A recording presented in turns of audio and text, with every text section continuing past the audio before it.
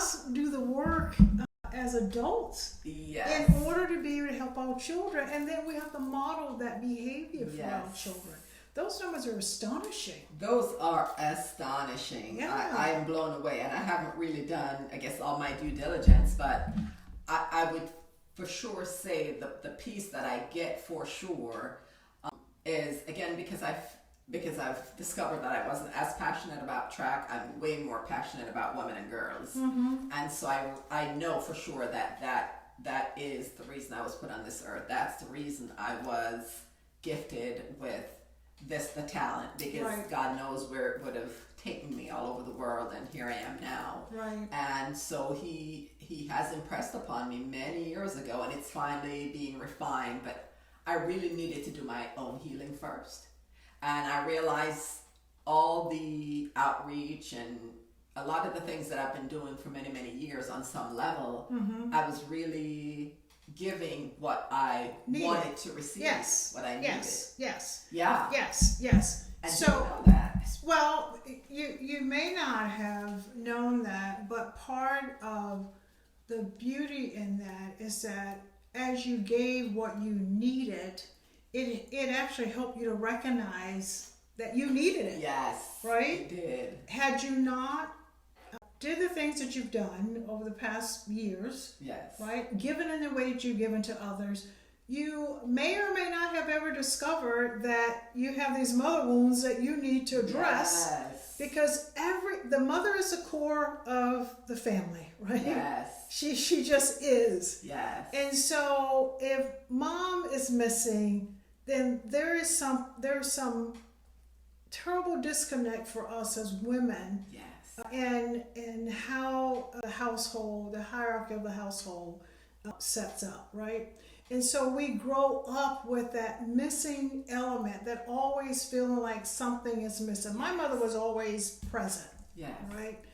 And so I can only imagine what it would feel like if she had not been present, right? Yes.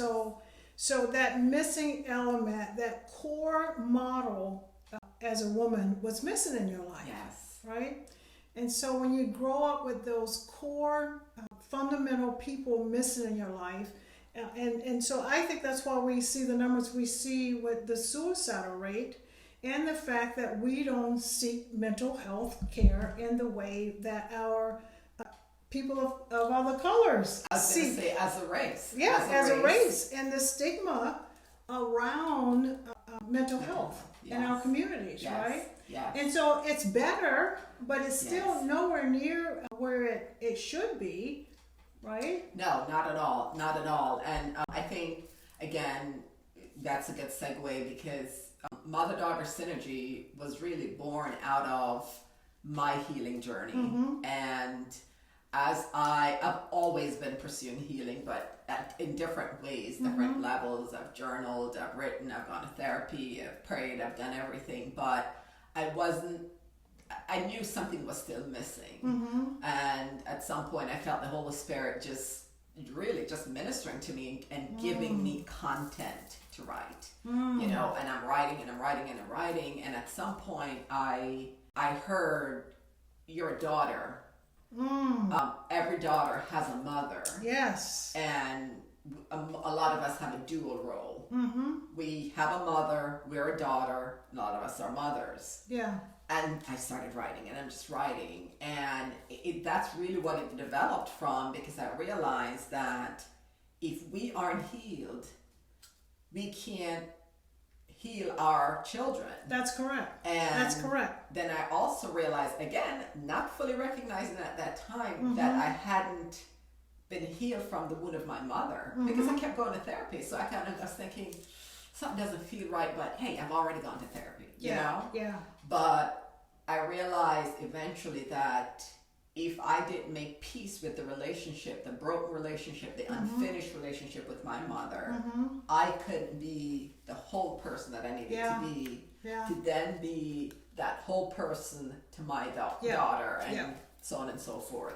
That's where MD, we call it MD synergy sometimes, but mother-daughter synergy. Again, it's not about, you don't have to have a daughter. It's the fact that we are mothers and daughters. And daughters, that's correct. You know, and That's correct. it's it's really about reconciling that relationship.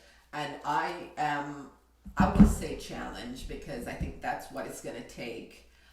Women to work on their healing, to normalize the conversations, to not sit in a silo or in your home and say, oh, I'm the only one who's gone through this. I'm the only one who's angry at my mother. I'm the only one who this happened to or that happened to. But as women come together, that is my charge, to bring women together. I've always been a connector of women, again, because God just had this for me. Yeah. And he put me in the spaces where I've been exposed to a lot of women, and I just have that natural pull. It's almost like I can't help myself but to gravitate towards women. But I don't want to just gravitate. There's a work that we need to do, because we do have a special role in this world. Yeah, and I think your grief, your trauma, anxiety, all the things that you've named in this conversation, they're calling you to that place of healing, right? Your body will call you to the place of healing where it's needed as that 10-year-old person, right? Yes. So it calls you back to that place of healing. And I also know that we tend to be drawn to the places where we feel the most pain, because we desire to heal those places in ourselves, right? Yes. And so I think it's a natural pull to be drawn to those places that we hurt the most, right? To find a place of healing, but also to help others who are experiencing that type of emotional pain. So the mother-daughter synergy, because we're all the mothers and we're all the daughters, is key. Whether our mothers are present or absent, it's still true. We're all mothers, we're all daughters. I heard you talk about that you just began to write. And so I just think that's really key and critical. How we reflect on our past, not stay there, but how we reflect on our past as a way to go forward in our lives, right? How we get that pain from outside of our body onto paper, and then to be able to verbalize that in community with people that look like us, that have experienced this pain that we've all experienced. And so community becomes really important. In fact, you and I conversation first started because we were in community, and we both were serving and speaking to younger women. And so we had this connection that brought us together, and you know, here we are. You know, here we are working on what we firmly believe that God has called us to. And that reminds me, the book that's behind me here is just that. It is a reflective journal. It's called Faith and Feelings, Embracing Our Humanity. And that book was kind of born out of the same place that Diane talks about with mother-daughter synergy. It's born out of a place of faith and works, and the things that we have been taught all of our life that doesn't work when we find ourselves in emotional pain. And so as I experience my own emotional pain, I have done so many different things to help myself. So Faith and Feeling, Embracing Our Humanity is filled with exercises, prompts. It has nuggets or insights, they're called in the book. There is scripture. It talks about walking meditation. It talks about mirror talk. It has a full index. It's about a 106-page book. You can find it on Amazon. I'm plugging for myself tonight.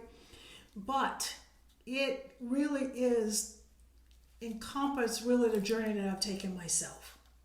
And so I have to say, Diane was my last private client. So I feel so she is so special to me. So I'm no longer doing individual client, but pick up the book and shoot me a picture. On Monday the 19th, I'm actually going to have a conversation on Zoom. You have to register. And if you would drop hashtag Faith and Feelings Journey in the comment box, and I will send you the link for Monday the 19th conversation. So I had to throw that in because you talked about writing, and writing is such a therapeutic way. And I kind of want to just show you what the inside of this book looks like. These are the pages. These are the journaling pages. This page says naming the feelings, right? And Diane knows that until we put a name to what we feel, it's hard to heal what we don't name. Yes, yes, absolutely. And I'll just throw in, I'm going to call it a pitch, because I've already got my copy as well. This is no ordinary devotional. Because I think a lot of times too, especially as believers, right? I'll just address believers. Yeah. We think just going to church and praying and hiding behind, the makeup, the clothes, I go to church 5 days a week or whatever, is going to heal those broken places. But it takes really facing them and, sure, bringing them to God. But as Anna said, there's a difference when you have things. I had things about my mom floating around my head, for example, right? Mm-hmm. But when I had to sit and think about it and write it and read it out loud, it was a different thing. Yes. It moved through my body. Yes. It's hard to describe what that does in terms of the healing process. But I think that's why I like the prompts, because I think, again, woman of God, if we cannot fully live in our purpose, right, until we heal those wounds. That's correct.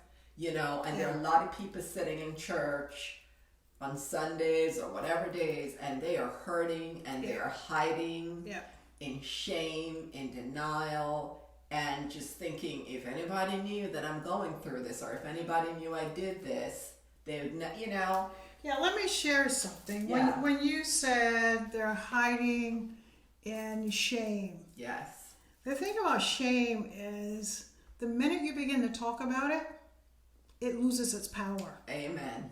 It does. Right? So you got to talk about it. Yes. If you want to gain power over the shame, you have to talk about what it is that's causing you to feel that shame. And so actually my journal opens with this statement. Embracing our emotions doesn't weaken our faith. Instead, it helps us connect with our humanity. Yes. We're human. Yes. And enriches our experiences as a person. Jesus came as a human. Yes. Why? Because he experienced everything that we experience so that we could connect with him in that way. Yes. That's in the journal too. Yes. To explore the emotions of Jesus as a way to heal. It's all in the journal. But we have to face those emotions. We have to talk about those emotions. We can't hide behind what happened in our past. Surely we don't need to tell the full details that Diane and I used to talk about that. You don't necessarily have to tell the whole detail, but you can talk about emotionally how it felt. Because Diane talked about how she felt. She felt stress. She felt anxiety. She felt depression. She named the emotions that she was feeling in her body in order to heal those emotions. So critical. You can't heal what you don't name. Yes. What you don't identify, you take with you for the rest of your life. You got to name the thing to heal from the thing. Yes. Grief, my friends, it's a master teacher, but you got to pay attention. Not easy. Not easy, right? But it's worth it when you get to the other side of it. It snuck upon me. I remember I called you that Saturday and I was like, I cannot stop crying. I've been trying to cry for 11 years. Yeah. And all of a sudden, I wanted my mother. I was missing